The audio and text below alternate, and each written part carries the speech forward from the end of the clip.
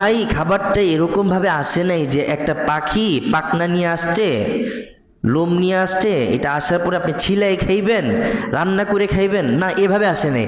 Direct বুনা হয়ে আসছে, ডাইরেক্ট রান্না হয়ে আসছে, রান্না হয়ে।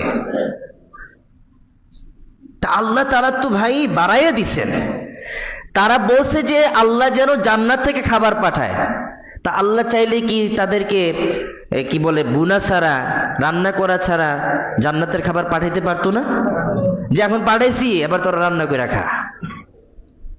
কিন্তু আল্লাহ বলছে না না না, আমার মূসা আমার কাছে চাইছে, এখন আমার মূসার কাছে আমি পাঠাবো, মূসা কষ্ট করবে? না না, এটা হতে পারে না। আল্লাহ বলছে কষ্ট ছাড়াই আমি তাদেরকে জান্নাতের খাবার খাওয়াবো। পুরো বুনা বুনা বুনা খাবার জান্নাত থেকে আল্লাহ তাদেরকে প্রদান করতেন। এই বুনা খাবারটা মিস করছে কিভাবে? মূসার কাছে বলতেছে, মূসা তোমার রবকে গিয়ে বলো যে জান্নাতের এক খাবার ভাল লাগে না, যেন নতুন করে দেয় খাবারটা, অন্যরকম ব্যবস্থা করে, এভাবে বৈশা বৈশা খাইতে ভাল লাগে না আমাদের। এই মূসার জাতি বলতেছে কিছুক্ষণ পরে, কিছুদিন না যেতেই বলতেছে, মূসা এই একই খাবার ভাল লাগে না, একটু সিস্টেমটা একটু ঘুরাই দিতে কও তোমার রবকে। এবার আল্লাহ এমন সিস্টেম করে দিছে, ল তো করে খেত দিছি, খাইটা খা। ও তখন থেকে আমাদের খাইটা খাইতে দিতেছে। কথা বুঝতে পারছেন? বুঝেন না বিষয়টা? এটা কি আল্লাহর দোষ না আমরারই দোষ? আমাদেরই দোষ। আমরা আমাদের কপালে ঝাঁটা মারছি, আমরা আমাদের কপালকে পুরাইছি।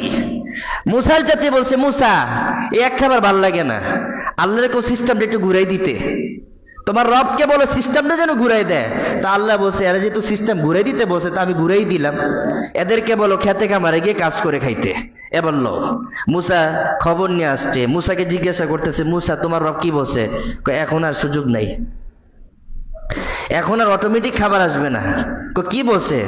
খেত দিছে, খেতে খাইতে খাও, ফসল করো, জমি চাষ করো, পানি দাও, আসমানের বৃষ্টির আশাও করো না, মেশিন লাগাও, নল লাগাও, ভিতর থেকে পানি আনো, খাটো, তারপরে খাবারের ব্যবস্থা করো। আগেরটা ভাল লাগে নাই তো, এবার এটা ব্যবস্থা করে দিছে। তখন থেকে শুরু হয়েছে মুমিনের কপাল আর মুনাফিকদের কপাল, সেটা কি খাইটা খাইয়া যাওয়া। তো সরাসরি আল্লাহ দিবে কিভাবে ভাই? আমরা তো নিজেদের কপাল আগেই পুরাই ফেলছি। কথা বলেন না কেন? আমরা নিজেদের কপাল আগে পুরাই ফেলছি। এখানে আল্লাহকে দায়ী দিয়ে কোনো লাভ নেই, কোনো ফায়দা হবে না। কোনোভাবে কোনো রাস্তায় আপনি আল্লাহকে দোষী করতে পারবেন না, সুযোগ নাই, তো সুযোগ নাই।